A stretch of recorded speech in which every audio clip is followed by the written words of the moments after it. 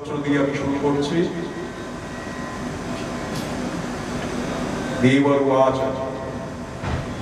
ত্বং স্বাহা ত্বং স্বধা ত্বং হীব ষটকারः স্মরাত্রিকা সুধাতমক্ষরে নিত্যে ত্রিধা মাত্রাত্মিকা স্থিতা अर्धमात्रा स्थिता नित्या जानुचर्या विशेषतः तमेव स्वात्तं सावित्रीत्वं देवजननी परा त्वयैव धार्यत् सर्वं तवैतत्सृज्यते जगत् तवैतत्पाल्यते देवी तपश्यन्ते च सर्वदा विसृष्टो सृष्टिरूपा त्वं स्थितिरूपा च पालने तथा संहतिरूपान्ते जगतोऽस्य जगन्मये महाविद्या महामाया महामेधा महाश्रुति महामोहा च भवति महादेवी महाशुरि प्रकृतिस्तहि सर्वस्य पूर्णत्रयविभाविनी कालरात्रि महारात्रि मोहरात्रिश्च दारुणा त्वां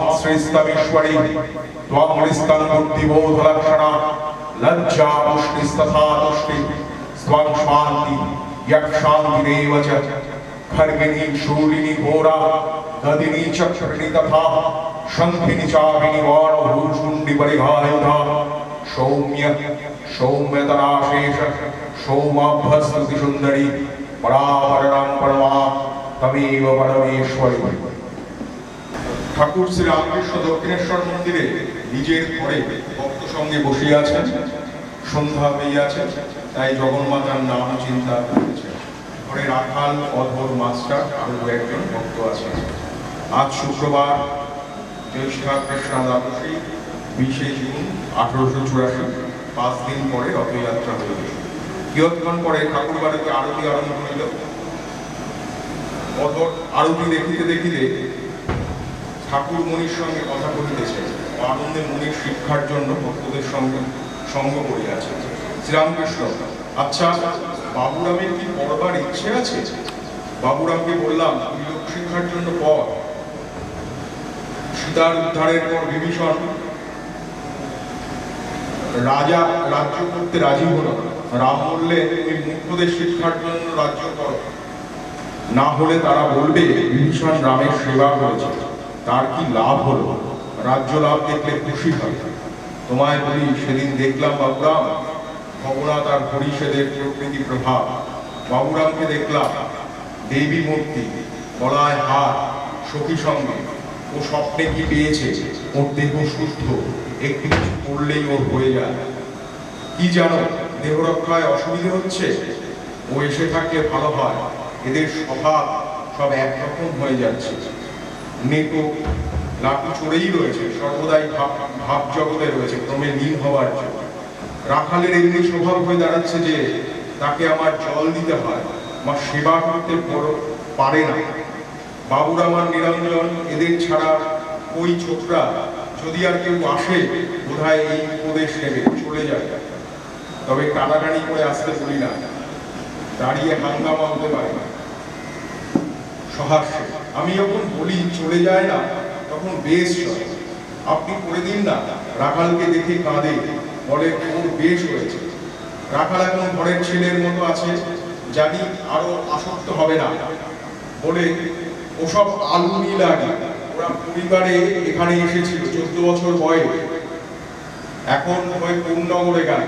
তারা ওকে কোন্নগরে যেতে বলল, ও গেল না, বলে আমোদ আহ্লাদে ভালো লাগে না। নিরঞ্জনকে তোমার কিরূপ বোধ হয়? আসলে একটা বেশ চেহারা। শ্রীরামকৃষ্ণরা চেহারা শুধু নয়, সরল। সরল হলে ঈশ্বরকে সহজে পাওয়া যায়, সরল হলে উপদেশে শীঘ্র কাজ হয়। পাঠ করা জমি আঁকড়ে কিছু নেই, বীজ করলেই গাছ হয় আর শীঘ্র ফল হয়। নিরঞ্জন বিয়ে করবে না, তুমি কি বলো? কামিনী কাঞ্চনী বন্ধ করে। মাস্টার আজ্ঞা হ্যাঁ। শ্রীরামকৃষ্ণ, পান তামাক ছাড়লে কি হবে? কামিনী কাঞ্চন ত্যাগই ত্যাগ।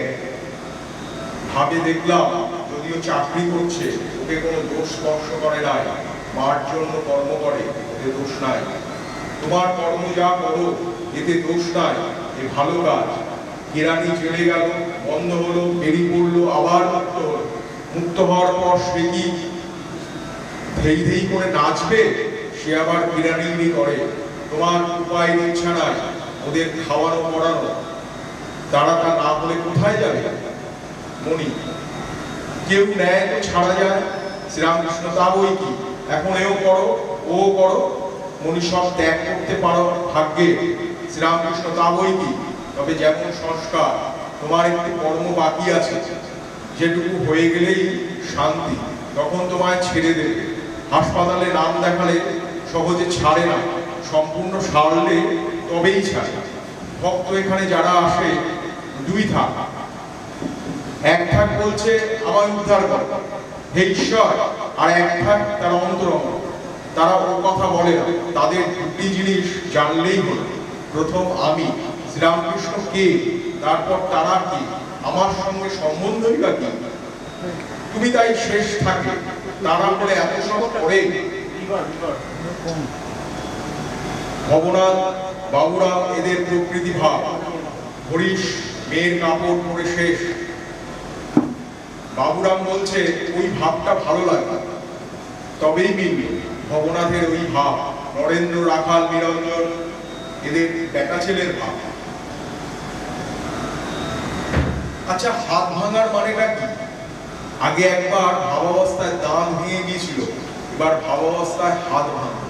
উনি চুপ করিয়া আছেন দেখে ঠাকুর নিজেই বলিতেছেন, হাত ভেঙেছে সব অহংকার নির্মূল করার জন্য। এখন আর ভিতরে আমি খুঁজে পাচ্ছি না, বুঝতে গিয়ে দেখি তিনি হয়েছে।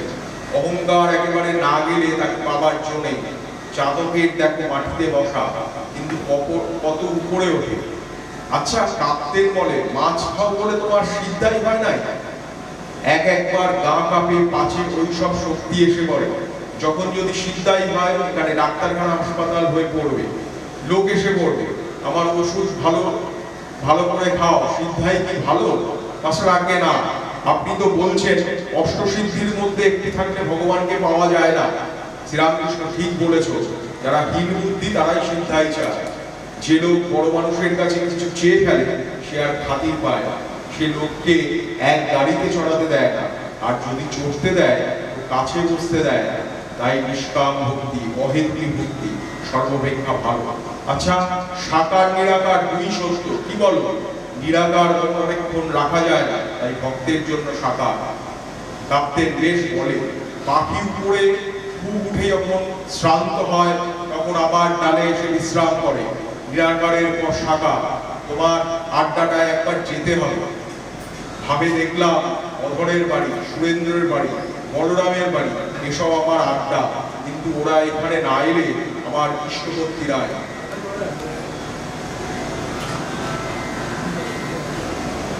ভক্ত সঙ্গে লীলা পর্যন্ত বাজিকরের খেলা। মাস্টার, আজ্ঞা তা কেন হবে? সুখবোধ হলেই দুঃখ, আপনি সুখ দুঃখের অতীত। শ্রীরামকৃষ্ণ, হ্যাঁ, আর আমি দেখছি বাজিকর আর বাজিকরের খেলা। বাজিকরই সত্য, তার খেলা সব অনিত্য, স্বপ্নের মতো। যখন চণ্ডী শুনতাম তখন ওইটি বোধ হয়েছিল। ওই শুম্মনি শুম্মের জন্ম হলো, আবার কিছুক্ষণ পরে শুনলাম বিনাশ হয়ে গেল। মাস্টার আজ্ঞা, আমি কালনায় গঙ্গাধরের সঙ্গে জাহাজে করে যাচ্ছিলাম, জাহাজের ধাক্কা লেগে এক নৌকা লোক 20-25 জন ডুবে গেল। স্টিমারের তরঙ্গের ফেরার মতো জল মিশিয়ে গেল। আচ্ছা, যে বাজি দেখে তার কি দয়া থাকে? তার কি কর্তৃত্ববোধ থাকে? কর্তৃত্ববোধ থাকলে তবে তো দয়া থাকবে। শ্রীরামকৃষ্ণ সে একেবারে সবটা দেখে, ঈশ্বর, মায়া, জীব জগৎ। সে দেখে যে মায়া, বিদ্যা মায়া, অবিদ্যাও মায়া। জীব জগৎ আছে অথচ নাই। যতক্ষণ নিজের আমি আছে ততক্ষণ ওরাও আছে। জ্ঞান অসির দ্বারা কাটলে পর আর কিছুই নাই, তখন নিজের আমি পর্যন্ত বাজিকরের বাজি হয়ে পড়ে। উনি চিন্তা করিতেছেন, শ্রীরামকৃষ্ণ বলিতেছেন কিরকম জানো? যেমন 25 ভাগ পাপড়িওয়ালা ফুল, এক চোপে কাটা, কর্তৃত্ব রাম রাম। সুখদেব, শঙ্করাচার্য এরা বিদ্যার আমি রেখেছিলেন। দয়া মানুষের নয়, দয়া ঈশ্বরের। বিদ্যার আমির ভিতরেই দয়া, বিদ্যার আমি তিনিই হয়েছেন। ঠাকুর মা এবং স্বামীজির শ্রীচরণে প্রণাম জানিয়ে আজকে এই অনুষ্ঠান, আমার অনুষ্ঠান শেষ করলাম। মহানবমী তিথি, এটা এখানে যারা একদম প্রথম এসছেন তাদের জন্য একটু জানিয়ে রাখছি যে একদম সামনে নিচে যার ছবি, ছোটমণি বলে তাকে আমরা ডাকি, আর উপরে তো ঠাকুরমা স্বামীজি তাদের অন্তত পশ্চিমবঙ্গে বা ভারতবর্ষে তাদের পরিচয় করানোর কিছু নেই। আর এই পাশে এখানে ছবি আছে, ডাক্তারবাবু আমাদের এই আশ্রমেরই একজন ছিলেন, আমাদের বড় ভাই, উনি গত হয়েছে। উনি ভর্তুয়াপুরে ডাক্তারি করতেন, রাত বিরেত সমস্ত জায়গায় যেতেন, কিন্তু গোল্ডেন এজ ডাক্তার ছিলেন। তো সেই ছোটমণি, তার সম্বন্ধে তো বলতে গেলে আমরা যেহেতু বহু বছর আছি, অনেক কথা এসে যায়, কিন্তু যে কারণে নবমীটা এখানে এইভাবে হয় তার কারণ হচ্ছে ওনার হাতের রান্না ভীষণ ভালো ছিল, ভীষণ ভালো রান্না করতেন। যারা না খেয়েছে তারা মিসই করেছে। নিজে মাংস খেতেন না, মাছ খেতেন। রামকৃষ্ণদেবের পরম্পরায় মাছ দেওয়া হয়, ভোগ দেওয়া হয় ঠাকুরকে। তো এই ছোটমণি মাংস রান্না অসাধারণ করতেন। একবার আমার মনে আছে, খবর পেয়ে একজন বাংলাদেশ থেকে এখানে এসেছিলেন, উনি পরে ওসি বাগলারি ছিলেন। উনি খবর পেয়ে যোগাযোগ করে আবার এখানে এসেছিলেন, যে আচ্ছা উনি কি এখনো সেই মাংসটা রান্না করেন, যে শুকনো লঙ্কার বিধিগুলো বাদ দিয়ে ভীষণ নিখুঁতভাবে, আর এখানে পেঁয়াজ রসুন ব্যবহার হয় না, যার ফলে আর ওনার হাতে রান্না এত ভালো ছিল, যার ফলে ছোটমণি দেহত্যাগের পর মানে আমি আমিষ খাওয়াটা ছেড়ে দিই, কারণ অত ভালো রান্না বোধহয় আর কোথাও খেতে পাবো না। তো যাই হোক, তো নিজে এই নবমীর দিনে সবাইকে, যারা তিথির দিনে, পুজো তিথির দিনে যারা ছেলেরা খাটতো, খাটাখাটনি করতো, তারা সেই দিনে ভালো করে খেতে পারতো না। তার জন্য ছোটমণি এই নবমীর দিনে আলাদা করে রান্না করে সবাইকে এই মাংস খাওয়া। তো সেই ওনার দেহত্যাগ প্রায় 2000 থেকে এখন 25 হয়ে গেল, 25 বছর আগে। কিন্তু এই পরম্পরাটা আমরা রেখেছি।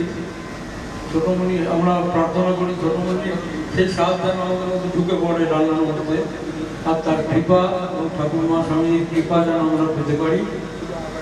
তাকে সেই জন্য বলি, যারা এখানে গান বাজনা করতে প্রথমবার এসছেন, যে এখানে আমরা অন্য জায়গায়, অন্য আসরে আমরা বহু সামনে মানুষকে পাই, যাদের মনোরঞ্জন বা তাদের তৃপ্তি দানের জন্য আমরা গান বাজনা কিছুটা করে থাকি। এখানে আমি বলি সবাইকে, যারা আসবেন তারা ঠাকুরমা স্বামীজিকে গান শোনাবেন, ছোটমণিকে গান শোনাবেন, আর সবাই এক মন নিয়ে আমরা যেন তার কাছে প্রার্থনা করতে পারি। স্বামীজি বলেছিলেন যে সঙ্গীতের মাধ্যমে ঈশ্বরকে পাওয়া যায় অতি সহজে। খুব সহজের ব্যাপারটা আমার তো মনে হয় না, কিন্তু সঙ্গীতের মাধ্যমে অন্যান্য যে পন্থায় ঈশ্বরকে পাওয়া যায়, তার থেকে এটা সহজ পন্থা। তো আমরা সেজন্য বলি যে আমরা সবাই মিলেই তার কাছে সঙ্গীতের মাধ্যমে বা সঙ্গীত শোনবার মাধ্যমে তাকে প্রার্থনা করি যে তুমি আমাদের অন্তত একটু স্পর্শ দাও। তুই জানে তোমার আবির্ভাব হয়েছিল, এই ছোটমণি একদম রামকৃষ্ণ অনুসারী ছিলেন, দেখতেও অনেকটা তাই, এক লাল পেড়ে কাপড় খালি পরে থাকতেন আর ওইভাবেই চলাফেরা করতেন। এবং উনিও, আমি বলে রাখি যে ঠাকুর যেমন তার স্ত্রীকে মাতৃগানে পুজো করেছিলেন, সারদা দেবীকে, ছোটমণিও তার মাকে, তার স্ত্রীকে মাতৃগানে পুজো করেছেন। সেই মা আমাদের মধ্যে আছেন, ওনার দেহ গেলেও সেই মাকে কেন্দ্র করেই আমরা সবাই জড়ো হই।